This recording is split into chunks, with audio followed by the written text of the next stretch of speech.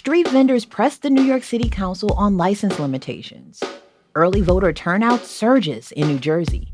And Mamdani's push for transit ambassadors if he's elected mayor. From WNYC, this is NYC Now. I'm Janae Pierre.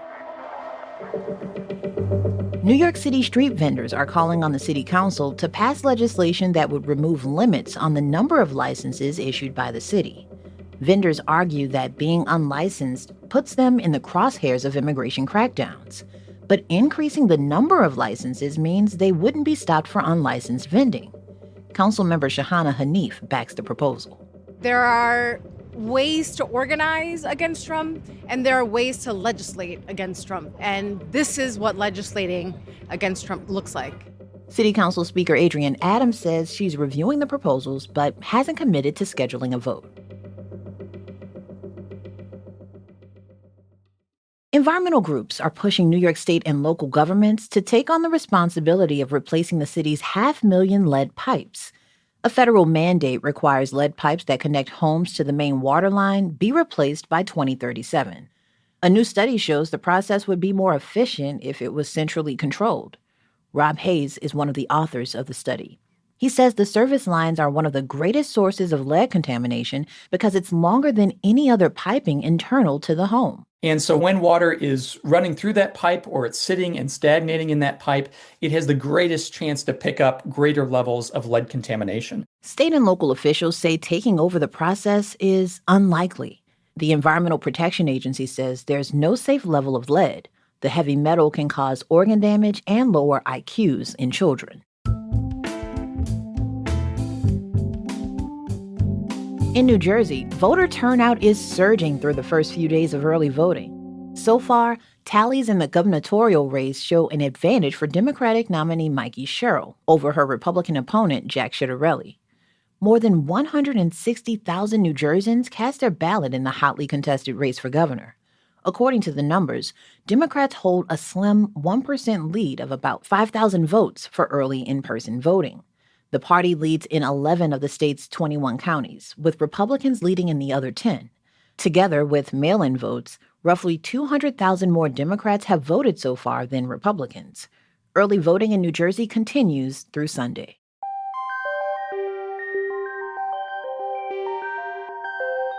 Mayoral hopeful Zohran Mamdani wants transit ambassadors to handle mental health calls instead of the NYPD. The move would gut a program that forces people with mental illnesses from the subways and into treatment. We'll have more on that after the break.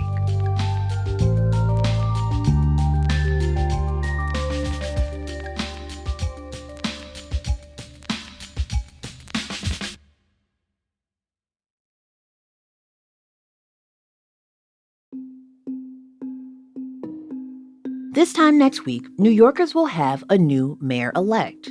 The frontrunner, Zohran Mamdani, says he'll remove police from mental health calls if he wins the election. But that could also mean the end of a subway outreach program created by Mayor Eric Adams that pairs police with homeless outreach teams. WNYC's Stephen Nesson did a ride-along with the team to see how they handle homeless people struggling with mental health issues in the subway system.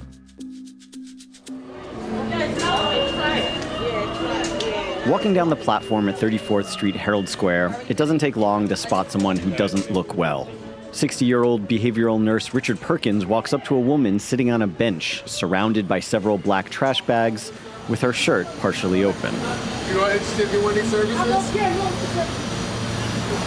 You have any medical issues or anything like that? Perkins isn't alone. He's the lead nurse on a PATH team. PATH stands for Partnership Assistance for Transit Homelessness. He's with 2 outreach workers in orange sweatshirts and 5 police officers. Okay, we're gonna take you to the hospital and get you checked out, okay? Huh? Just to make sure that everything is okay. Yeah. All right? Yeah. It's okay. In less than a minute, Perkins has determined she's at imminent risk of harm and needs to be taken in for a 72-hour involuntary psychiatric evaluation and medical check. He tells her she's going to the hospital, but it seems she doesn't get it. Yet. And that's when NYPD Captain Hanji Liu steps in with handcuffs. So we're going to cuff you for everybody's safety. No, I have anything. I'm okay. I know you. Everything is okay. No. Everything is okay. No, why you arresting me. You're not being arrested. Why? You're not being arrested. Yeah. This is the kind of thing that homeless advocates say erodes trust between outreach workers and the homeless. Throughout the entire interaction, even as officers quickly slip handcuffs on her, she barely budges from the bench. She's not spitting, not thrashing, just pleading. You're not in any trouble, okay? You're not in any trouble. Perkins says having police with nurses when you're dealing with people who have a severe mental health issue is helpful. And it's what makes PATH teams different from other homeless outreach programs. For decades, outreach teams have approached people and offered services, but then just moved along if the person refused. You can't do this without police. It's impossible. You're looking to get hurt. You're going to get hurt. In the past, they tried it with just nurses, and they will not approach. Perkins has been doing this type of work for 14 years, and he's a big man, well over 6 feet and wide. Still, sometimes it can take up to 8 of us to get the person under control, and still someone may still get hurt. It's very important. We need it for our safety, for the patient's safety, and track safety. While the PATH team waits for EMTs to arrive, Perkins speaks with the woman. She says her name's Bridget. She's 45 years old. She is on some kind of medication. She says her family doesn't have a history of alcohol or drug abuse. All the while, she's begging them to unlock the handcuffs. Please, open this. Open this. I can open only this. Once you go to the hospital, they're gonna come off. Open this. Perkins says once they're at the hospital, the cuffs can come off. Yeah. When we get to the hospital first, okay? Why hospital? I'm not sick.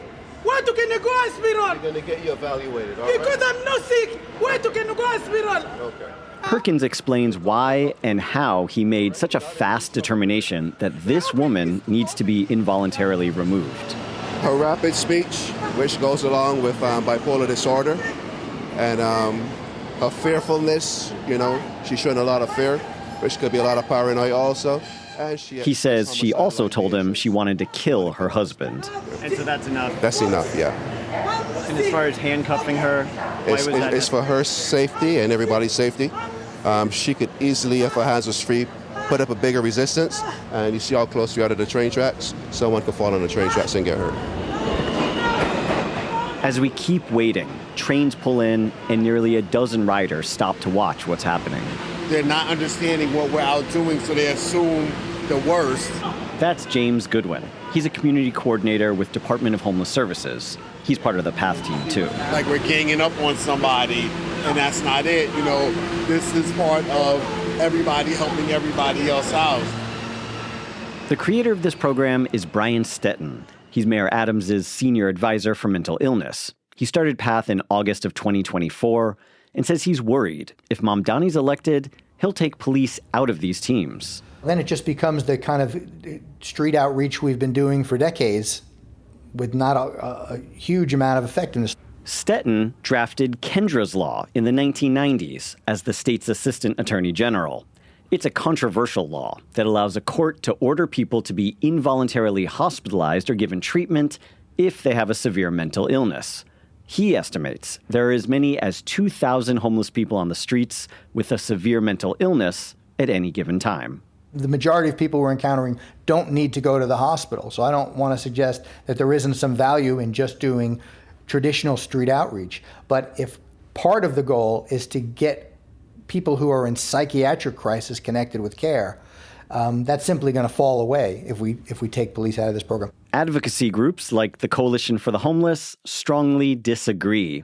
Dave Giffen is the executive director. For the most part, all of the interactions that unsheltered people have had with law enforcement have not been ones that they want to repeat, and they've not been ones that communicate to them that people approaching them are there to help. Homeless advocates like Giffen say more outreach and permanent housing is how to prevent people from ending up living in the subway system in the first place.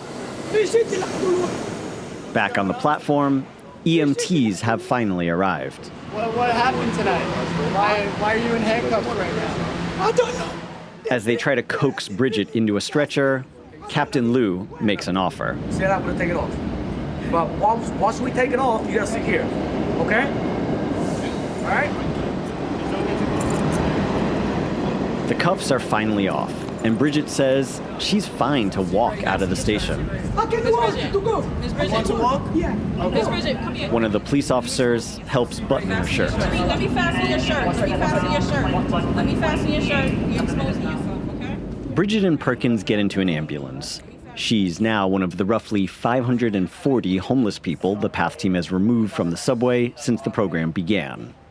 If Mamdani wins in November, he's pledged to remove the NYPD from the city's mental health outreach programs, replacing them with civilians. Stetton, who created PATH, say taking the NYPD out of the equation would essentially end the program and leave more people like Bridget on subway platforms. That's WNYC's Stephen Nesson.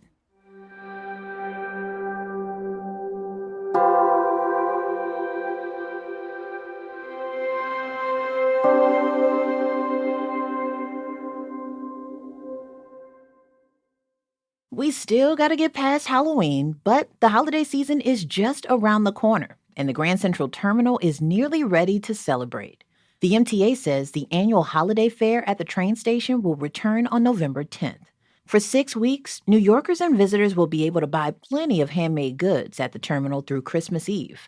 The market will run 7 days a week, from 10 in the morning to 7 at night, and on Sundays, the hours are 11 to 6. Just a note, the market will be closed on Thanksgiving Day, but you got some time to plan your visit, so don't forget.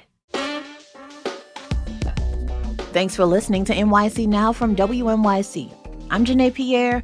We'll be back tomorrow.